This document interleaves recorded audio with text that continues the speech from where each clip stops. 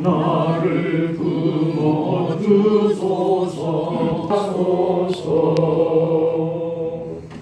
그들을 지으시고 그들을 구원하시려고 그 아들 예수님을 이 땅에 보내주신 창조주 하나님, 그 영광스러운 이름을 찬송합니다.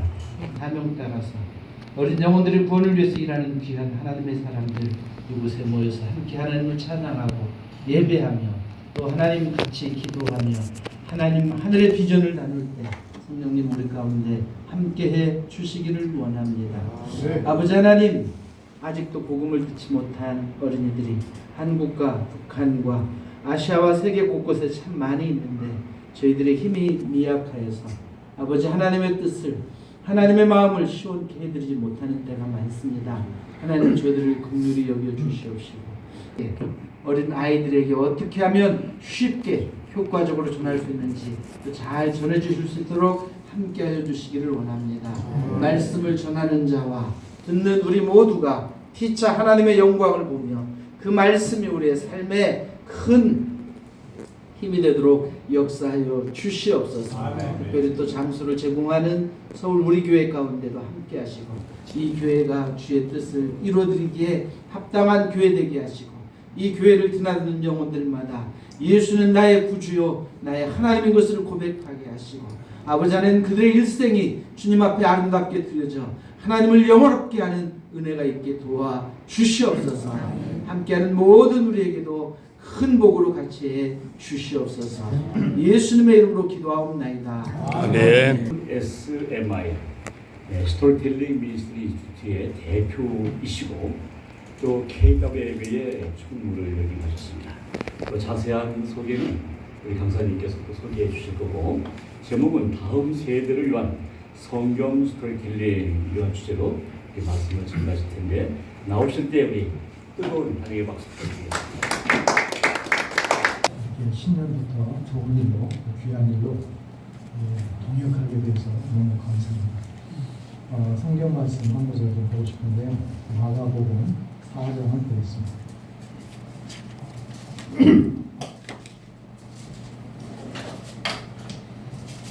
마가복음 4장 33절, 34절 두 절을 함께 읽죠. 33절, 34절 마가복음 33절 34절 읽겠습니다. 시작. 예수께서 이러한 많은 비유로 그들이 알아들을 수 있는 대로 말씀을 가르치시되 비유가 아니면 말씀하지 아니하시고 다만 혼자 계실 때에 그 제자들에게 모든 것을 해서 하시더라. 시간 반 국내선을 탑니다. 여러분 실감이 안 나시죠? 무슨 국내선을 9시간 반을 타나? 왜냐하면 세 군데를 서요. 1시간씩. 달리 서고, 그 다음에 우중빵땅 서고, 비약이라는 데를 서고, 마지막으로 자야뿌라를 씁니다. 그러면 1시간씩 쓰기 때문에 비행시간은 6시간 반이에요. 우리가 6시간 50분 날라갔죠? 6시간 50분 비행기 타는 시간만. 그러니까 서쪽으로 우리나라에서 서쪽으로 한참 이동했다가 다시 동쪽으로 오는 거예요. 그래서 한국과 시간대가 똑같습니다. 그러니까 2시간 늦어졌다가 다시 2시간 찾아가는 거예요. 그런데다가 국내선이 인터내셔널보다 더 비쌉니다. 워낙 머니까요. 그래서 온 가족이 갔으면 좋겠지만 그럴 상황이 안 되고 또 시간도 그렇고 돈도 그렇고 그래서 저 혼자 가게 됐어요. 가서 일주일 동안 우리 마을 생활을 하면서 충격에 충격을 제가 받았어요. 그 뭐였냐면 아무도 제 성경을 읽지 않는다. 제가 예배를 드린다고 하니까 우리는 이제 또 그게 끝이 아니에요. 아까 자야뿌라에 도착하면 거기서 경비행기를 타야만 우리 마을에 들어갑니다. 접근 방법이 없어요. 길로는. 뭐 한 달 정도 걸어가면 되죠. 정부를. 불가능하니까 배도 연결이 안 돼요. 강이 있지만 우리 부족 사람들은 강하고 많이 떨어져 있어요. 그래서 경비행기를 1시간 반을 타야 되는데 그게 공짜로 타는 거 아니죠. 우리 단체에서 운영하지만. 그래서 여기서 자카르타서 자야뿌라에서 아우림이라는 동네까지 비행기를 3번을 타는 거죠. 국제선, 국내선, 그 다음에 경비행기. 경비행기는 6인승입니다. 어쨌든 그렇게 들어가서 이제 들어가니까 얼마나 반가워요. 제가 6년 만에 왔으니까 17년 살다가 이제 뭐 울고 불고 껴안고 뭐 하여튼 뭐 그랬는데 제가 제안을 했어요. 우리 내일 예배 한번 드리자. 사실 우리 부족 사람들에게 예배는 예수 믿는 사람이 드리는 게 아니에요. 그냥 동네 행사예요. 물론 예수 믿는 사람도 있지만. 그래서 모두 동사에 모여가지고 이제 제 설교를 들어본 거죠. 사실 저도 두려웠어요. 6년 동안 우리 부족말을 한 번도 안 쓰다가 비행기 세보니까 안 돼요. 잘. 안 되다가 과연 내가 설교할 수 있을까? 우리 부족말로. 그런 굉장히 걱정이 됐지만 이 언어라는 게 놀랍고 하나님의 은혜가 참 놀랍죠. 말을 시작했는데 막 말이 술술술 드는 거예요. 왜냐하면 오랫동안 썼기 때문에 이렇게 나오는 거죠. 어쨌든 하여튼 제가 볼 때 뭐 우리 동네 사람들이 다 은혜를 받고 굉장히 좋아했어요. 이제 예배가 끝난 다음에 막 떠나려고 할 때 제가 확인하고 싶었어요. 우리 성경 번역을 함께 했던 언어 조력자들, 동역자들 과연 그들의 성경을 좀 봤으면 좋겠다. 읽은 흔적이 있는지 좀 보기 위해서. 그래서 제가 야코보스하고 필리포스라는 두 친구를 너도 남으라고 그리고 성경책 달라고 했어요. 왜 그러냐? 달라고. 그래서 제가 성경책을 가져가지고 그냥 중간에 딱 폈어요. 딱 펴가지고 야 야코보스 여기 한번 첫 줄 한번 읽어봐. 이 친구 웃어요. 아니 웃지 말고 읽어봐. 막 웃어요. 아니 너 지금 잘 못 읽으니까 그러는 거지. 떠들떠들 읽으니까 부끄러워서 그런 거지. 괜찮아. 그냥 읽어. 천천히 읽어. 한참 친구 이러다가 이렇게 얘기하는 거예요. 저 못 읽어요. 그 친구는 저와 성경 번역만 12년 한 친구예요. 그리고 6년 쉬었어요. 제가 한국에 들어왔습니다. 근데 못 읽는데요. 전 처음에 저를 놀래키려고 농담하는 줄 알았어요. 우리가 글자를 익히고 6년 뒤면 다 잊어버립니까? 제가 이제 다시 필립스라는 친구고, 야 그럼 네가 읽어봐. 이 필립스라는 친구는 머리가 아주 잘 돌아가는 친구예요. 네가 읽어봐. 이 친구는 바로 대답했어요. 저도 못 읽어요. 제가 이제 굉장히 복잡해졌어요. 이게 장난이 아니구나. 이런 일이 가능할까? 가능해요. 우리는 글자 속에 태어났고 글자 속에 살잖아요. 그러니까 구전문학과에라는 사람들 어떤 사람인지 정확히 잘 모르죠. 그냥 글자를 모르거나 안 쓰는 사람들 정도 알죠. 그 사람들은 삶의 방식, 학습의 방식, 그 다음에 뭐 지식을 서로 나누는 방식 모든 게 다릅니다. 그리고 우리는 글자 속에 살기 때문에 글자를 잊을 수가 없어요. 여러분이 20년 동안 한글을 안 보면 20년 뒤에 한글을 못 읽을까요? 불가능해요. 그런 일은 불가능해요. 그런데 그 사람들은 난생 처음 글자라는 걸 저를 통해서 배웠어요. 글자가 쉽지 않아요. 도형을 그리듯이 처음에 그려요. 그래가지고 겨우 익혔어요. 떠듬거려서 읽었어요. 그런데 6년 동안 한 번도 글자를 본 적도 없고 관심을 가져본 적도 없고 성경을 읽은 적도 없고 이런 사람들이 갑자기 성경을 또 보면 옛날 생각이 나면서 성경이 읽어질 것 같습니까? 아니요. 못 읽어요. 자신도 없고 읽을 수도 없고. 제가 그 사실을 안 다음에 너무 힘들었어요. 왜냐하면 5일 동안 더 있었지만 그러면 저의 17년 동안에 우리 가족과 함께 사역은 뭐가 되는 거예요? 성경책은 그냥 자기들의 책장 같은 데 올려놓은 장식품이에요. 제가 가면 다시 끄집어내서 가져올 수 있어요. 먼지에 떨어서. 그러나 읽지는 않아요. 읽지 못해요. 읽을 마음도 없어요. 그럼 저는 뭘 한 거예요? 제가 제 사역에 대해서 그래도 자부심과 굉장히 하나님께 감사하는 것은 내가 그 부족 사람에게 세종대왕이 되었다. 그리고 나는 그 부족 사람들에게 다른 좋은 책이 아니라 생명의 말씀을 전해주고 온 사람이다. 제가 그 자부심이 있어요. 우리 지비테라는 단체, 위클립이라는 국제단체, 그게 그들의 자부심이에요. 그런데 그 자부심이 한순간에 안 무너져요. 아무도 읽지 않아요. 읽을 줄 몰라요. 제가 사실 5일을 마을 사람을 만나고 즐겁게 해주려고 애를 썼지만 정말 굉장히 힘든 삶을 6일 동안, 전체 6일 동안 살았어요. 그리고 제가 경비행기를 우리 마을을 떠나면서는 제가 정말 펑펑 울었어요. 나는 이제 올 마음도 없고 올 수도 없고 상황도 안 되는데 사람들은 여전히 당신 큰일 했네요. 성경 번역을 했어요. 부족으로. 그런데 그 사람들은 아무도 정작 안 읽고 못 읽어요. 그럼 저의 사역은 무슨 의미가 있어요? 하나님이 저에게 나중에 뭐라고 말씀하실까요? 그래도 수고했다. 책이라도 하나 번역했으니. 그렇게 말씀하실까요? 제가 너무 화도 나고 자괴감이 일어나가지고 경비행기를 타고 이제 우리 조선사 미국 선교사인데 제가 우리 동네를 이렇게 딱 떠나니까 막 울기 시작하니까 이 친구가 이제 센스가 있는 친구니까 아 동네가 그리워서 그랬나 보다 하면서 뭐라고 하냐면 내가 너를 위해서 선물을 주겠대. 너희 동네를 5바퀴 더 돌다 가라. 너 5바퀴를 돌 거야. 동네 사람들이 다 나와서 손을 더 눈물이 났어. 내가 저들에게 해준 일이 아무것도 없는 거 아닌가. 그러면서 이 친구가 뭐라고 하냐면 왜 자꾸 운해요 저보고. 그래서 제가 그 사실을 다 말할 수 없어서 야 내가 6년 만에 왔는데 17년 살았었고 이제 언제 올지 모르는데 내가 슬프지 않겠냐. 그렇게 말은 했지만 그때 운이 아니에요. 제가 이 3일이 성공하지 못하면 이 워크숍은 성공하지 못합니다. 이 워크숍이 성공하면 여러분이 저를 적극적으로 도우셔야 되는데 이 일은 쉽기도 하고 어렵기도 합니다. 도와줄 의향이 있습니까? 그러는 거예요. 우리가 도와주겠다. 그랬더니 이분이 딱 하는 말이 책상을 다 치우세요.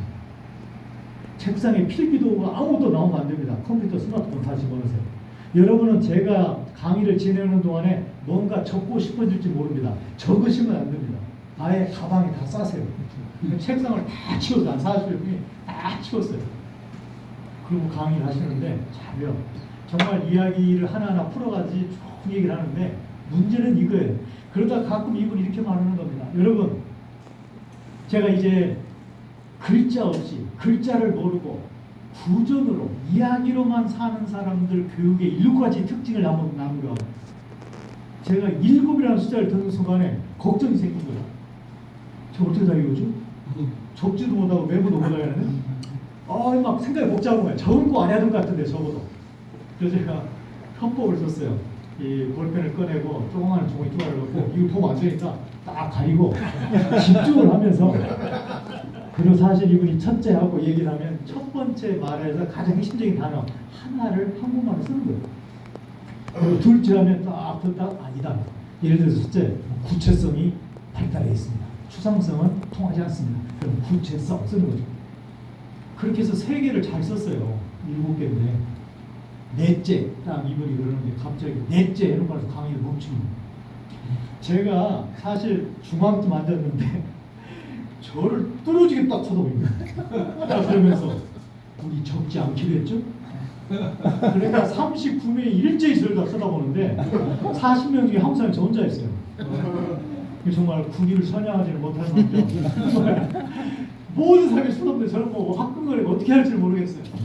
제가 고개를 빳빳이 들고 그 사람을 여러분이 외우지 않고 잘 정리해서 봐가면서 해도 괜찮아요. 그거 잘못된 거 아니에요. 어떻게 매주 모든 설교를 다 외우겠어요. 그럼에도 불구하고 우리가 외워서 말씀을 전하는 것하고 보면서 이렇게 전하는 것 전혀 다르다. 제가 또 바꿨어요. 강의도 다 외우자. 그래서 물론 저는 강의안과 설교안을 다 만듭니다. 그리고 강대상에 가지고 올라갑니다. 그러나 제 노력은 뭐냐? 최대한 보지 않습니다. 왜냐하면 내가 그 사람들의 눈과 마음을 향해서 얘기를 해야지 중요하다고 말하면서 내가 자꾸 이렇게 컨닝하듯이 보는 것이 과연 그들에게 어떤 영향을 줘요. 우리 보수사람 같이 부정과학한 사람들에게 누가 들어가가지고 이렇게 얘기해줘. 제가 여러분에게 정말 중요한 말씀 전할게요. 이 이야기는요, 당신의 생사를 가름하는 문제입니다.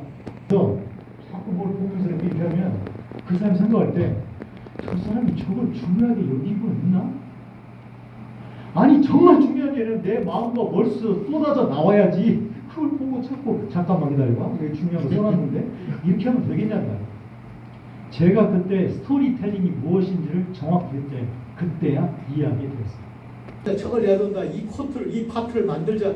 누가 그 얘기를 듣겠냐면 우리가 평행선을 달릴 것 같아서 내가 결심한 게 있는데 내가 GBT를 나가게 됐다. 그랬더니 막 이 후배들이 막 너무 좋아하면서 이렇게 얘기해요. 선배님 뭘 도와주면 되겠나? 저는 굉장히 마음이 서운했어요. 사실 그렇게 말하면 안 되죠. 아니 그렇다고 나가십니까? 후배들은 누가 돌보고요? 이렇게 말을 해야지. 스토리텔링 무브먼트 이슈 또는 스토리텔링 미니스트리 이슈. 좋아요. 왜냐하면 무브먼트를 이렇게 해야 됩니다. 이 사역을 가지고 무브먼트를 이렇게 해야 됩니다. 그런 마음으로 SMR을 만들었습니다. 비유를 예수님이 그렇게 많이 쓰셨다는 거예요. 이 비유라는 건 뭐냐면 우리가 알다시피 예수님의 독특한 이야기 형식입니다. 물론 예수님이 비유를 만드신 건 아니에요. 예수님의 비유 말고 2000여 이상의 랍비들의 비유가 지금도 우리에게 전해지고 있습니다. 예수님은 비유를 정말 특별하게 사용하시고 잘 사용하셨던 분이지 비유의 창시자는 아니에요. 그런데 예수님이 비유를 이렇게 많이 사용하셨어요. 뭐라고 했냐면 그들이 알아들을 수 있는 대로 비유로 말씀하셨다. 이 알아들을 수 있는 대로라는 말은 적어도 두 가지 의미가 있습니다. 첫 번째로는 그 사람들의 듣는 사람들의 수준에 맞게 그런 말. 수준이 안 맞으면 이해가 안 되죠. 그 다음에 또 하나는 뭐냐면 그 사람들이 알아들을 수 있는 방법으로 이런 의미가 있어요. 예수님께서 왜 비유를 이렇게 많이 말씀하셨는가? 심지어 3, 4절은 비유가 아니면 말씀하지 않았대요. 물론 이건 과장법이죠. 예수님은 비유 아닌 것도 말씀하셨습니다. 그러나 비유를 이렇게 많이 말씀하셨어요. 우리가 사모음서를 보시면 예수님의 비유가 특별히 공관복음에서 두드리 나타나죠. 34%가 예수님의 가르침 중에 34%가 비유입니다. 이야기입니다. 그 다음에 누가복음 더 심각합니다. 누가복음은 예수님의 가르침의 52%가 비유입니다. 그러니까 누가복음에 예수님의 가르침을 가르친다는 사람이 비유를 이해하지 못하면 어떻게 되는가? 가르침의 50%를 놓치는 거예요. 제 전공이 비유입니다. 왜 비유를 연구하게 되냐면 제가 성경 번역하면서 가장 어려웠던 것 중 하나가 뭐냐면 비유예요. 비유는 너무나 언어적이고 너무나 문화적이기 때문에 문화가 바뀌고 언어가 바뀌면 그렇게 번역이 만만치 않습니다. 예를 들자면 누가복음 15장에 나와 있는 탕자의 비유를 번역하는데 정말 복통이 터질 정도예요. 왜냐하면 한 사람이 있는데 두 아들이 있어서 그건 이해해요. 그 다음에 하루는 둘째 아들이 이제 여기서부터 이해가 안 돼요. 아버지 나에게 돌아올 유산을 주세요. 여기서부터 이해가 안 돼요. 왜냐하면 우리 부족 사람들은 수렵 채취 생활입니다. 씨족 중심의 수렵 채취 생활. 유산이라는 게 없어요. 아버지가 자식에게 물려주는 건 아무것도 없어요. 아무것도 없어요. 그런데 그 사람들에게 유산이라는 말을 아무리 설명을 잘해도 개념이 들어오질 않아요. 더군다나 몇 날이 못돼 그걸 정리했다? 우리 부족 사람들은 뱀 이름을 보통 젊은 아이들이 4, 50개를 그냥 얘기해요. 수백 개의 종류의 뱀이 있어요. 왜 이게 중요한가? 아니 애가 뱀에 물려 실려왔는데 무슨 뱀에 물렸는지를 알아야 치료를 하든지 말든지 뭘 거 아니에요. 그래도 있다는 걸 알게 됐어요. 제가 부탁을 안 드려서 화이트보다 저기 있는데 그거 맞으세요. 아무리 직접 행동을 못하도록 돼 있어요. 이게 완치했어. 그리고 이 행동을 모아놓은 게 이게 바로 이게 습관이고 이게 삶이고 이게 또 뭐냐면 성격까지 높이죠. 성품까지. 근데 마음의 결정을 도대체 무엇을 근거로 내는 걸까요? 이게 바로 여러 가지를 쓸 수 있는데 가장 중요한 것 중 하나가 바로 가치관. 사람들은 마음의 결정을 그 사람 갖고 있는 가치관으로 결정합니다. 이걸 첫 번째로 규명한 사람이 1978년도에 노벨 경제학상을 받은 헐버트 알렉산더 사이먼이라는 사람. 이 사람이 구매 문제 가지고 이 사람은 저기 경제학자가 아니에요. 이 사람은 심리학자예요. 헐버트 사이먼. 이 사람이 심리학의 이론을 구매에 적용한 논문을 이게 센세이션을 일으킵니다. 이 사람이 구매하는데도 그 사람의 가치관이 발견된다는 거예요. 가치관을 만드는 수단. 우리는 이런 수를 가리켜서 메타 내러티브라고 하죠. 메타 내러티브는 뭐냐면 창조론, 진화론 같은 거, 아니 우리의 삶을 송두리째 바꾸는 어떤 중요한 이야기를 메타 내러티브라고 하는데 이 메타 내러티브 같은 이야기가 가치관을 갖고 있어요. 이 이야기를 받아들이면 어쩌든가 나는 이 가치관을 받아들이는 거예요. 가치관을 받아들이면 여기에 따라 마음이 결정하고 행동을 하고 습관과 삶과 성품까지 바뀌는 거예요. 결국 우리가 사람을 바꾸는 게 뭐냐 한마디로 스토리를 바꾸는 거예요. 성경 이야기 하나가 왜 이렇게 중요한가? 그가 믿고 있는 이야기를 이 스토리로 바꿔주는 것이기 때문에. 지금 제가 이제 시간이 적으니까 여러분에게 해가지고 이야기를 만들 수 있어요. 예를 들어서 그러면 성경의 500개 이야기 중에서 겸손과 관련된 이야기를 10개를 뽑아. 예를 들어서 그럼 10개를 가지고 어떻게 나야 될 것이냐. 예수님의 삶을 20개 얘기로 뽑을 수 있죠. 또는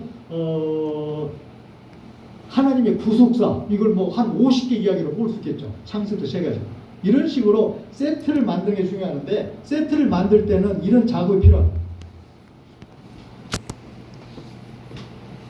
우리가 이게 이제 이야기 본 이야기예요. 본 이야기. 그럼 이게 도입부라는 걸 씁니다. 도입부. 이 도입부라는 거 뭐냐면 우리가 바로 성경이 들어가는 것보다는 지금부터 하는 얘기가 무슨 얘기인지 어떤 사람들이 이 얘기에 관심을 가져야만 되는지 그걸 살짝 넣어주는 거예요.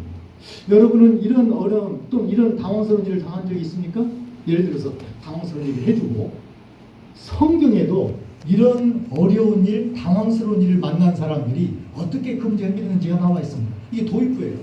그러니까 이 도입부는 같은 이야기를 가지고 어떤 세트에 집어넣에 따라서 얼마든지 바꿔주는 거죠. 본 이야기를 소홀되지 말고. 그 다음에 세 번째가 뭐냐면 종결부예요. 종결부는 그 이야기를 딱 끝나버리고 끝날 수도 있지만 종결부에서 뭔가 생각하게 만들거나 적용하게 만들거나 다음 얘기를 기대하게 만들 수 있죠. 자, 오늘은 이런 얘기를 생각해 봤어요. 정말 이 마리아의 이런 행동이 참 우리 놀랍죠. 우리도 이런 고민이 있을 때 그런 행동을 할 수 있으면 참 좋겠죠. 자, 다음 시간에는 마리아가 그 다음에 어떤 일을 하게 됐는지를 살펴보려고 합니다. 이런 식으로 다른 이야기에 대해서 다음 이야기에 대해서 관심을 갖게 하고 이야기를 연결해 주는 것입니다. 그래서 이렇게 해가지고 예를 들어서 8개 이야기를 만들었다. 여러분 17개라 했죠? 17개를 다 이렇게 엮어가는 것입니다. 그러면 그 상황에 따라 청중에 따라 얼마든 이것은 바꿔갈 수 있는 것이죠.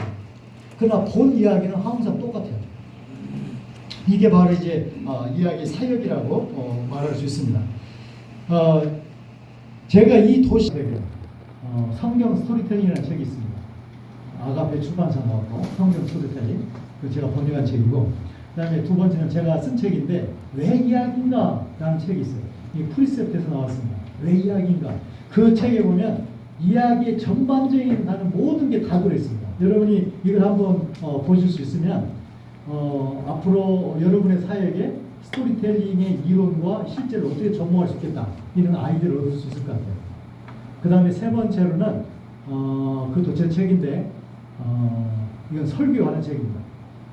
제가 스토리텔링 워크숍을 하고 다니니까 목사님들이 아니 그것만 말고 좀 설교에 대해서 해달라. 그래서 제가 오랫동안 요청을 받다가 드디어 작년에 책을 냈습니다.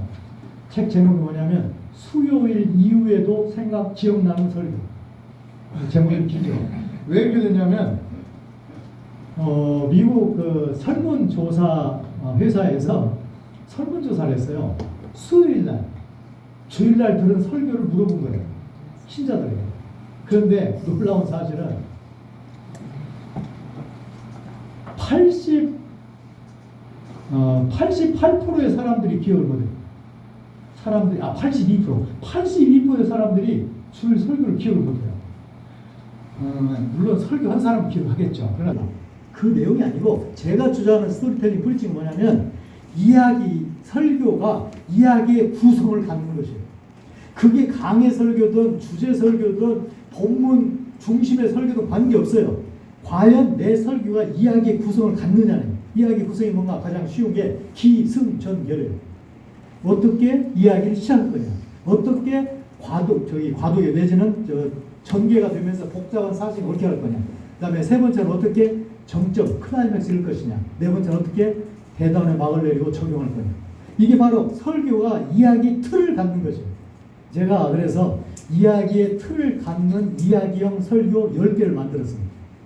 그게 이제 이야기 진행지, 이야기 무슨 식, 비교식 해가지고 10개를 만들었는데 그 10개를 설명을 하고 책의 반은 뭐냐면 제가 했던 설교 중에 그 10개 유형의 설교에 전문을 실었어요.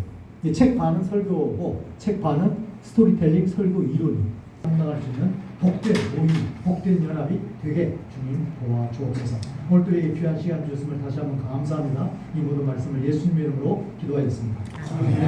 목사님, 세 번째로 세계 선교를 위해서 의정부 임마누엘 교회에 오신 공수 목사님께서 주시고 마지막으로 퍼포트 인도 한국연합을 위해서는 오늘 이동팀장님께서 넘어지셔가지고 오시지 못하셔서 박연선 목사님께서 시댁이 우리신 박연선 목사님께서 마지막으로 기도해 주시겠습니다. 자, 우리 한 분씩 특별히 위정자들 가운데 너무나 많은 탐과 논리들이 있사오니 하나님께서 그들을 정결케 하시고 새로운 지도자들을 요소요소에 배치하여 이 나라 모든 백성들이 근심 걱정 없이 살아갈 수 있는 평화로운 나라, 복음적인 나라, 믿음의 나라가 되게 하여 주시옵소서. 모든 위정자들이 다음 세대와 우리 교회 하나님께서 불쌍히 여겨주시소. 아버지 하나님 다시금 회복이 되고 다시금 부흥하기를 원합니다. 그런 감사합니다. 예수님 이름으로 기도드립니다. 주 예수 그리스도의 은혜와 하나님 아버지의 극진하신 사랑과 성령님의 내주 교통 감동과 맞추 회복하심이 오늘도 포포트인 무인도 한국연합 10년 할애에 참석하신 여기 머리를 숙인 모든 사랑하는 당신의 사역자들과 그리고 오늘 귀한 말씀으로 우리가 어떻게 하면 어린 다음 세대 또 많은 사람들에게 하나님 말씀을 정말 제대로 마음속에 새길 수 있도록 전할 것인가 귀한 강의를 해주신 그 목사님 머리 위에 그리고 우리가 나아가서 또 금년도 한 해 동안 정말 다음 이 한국과 세계 미래를 책임질 다음 세대를 정말 그들을 복음으로 구원하고 그들을 양육하고 말씀 안에서 하나님의 일꾼으로 세워나가야 할 이 모든 교회들과 모든 사역자들 위해 이제부터 영원토록 함께 하시기를 간절히 축원하옵나이다. 아멘.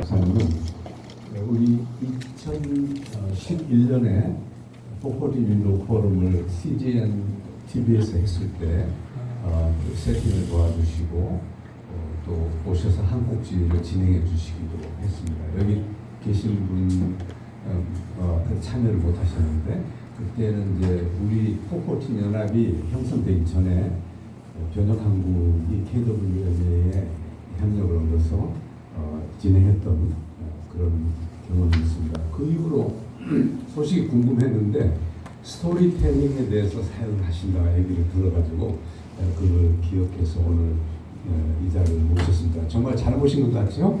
네. 박수로 감사해 주시기 바랍니다.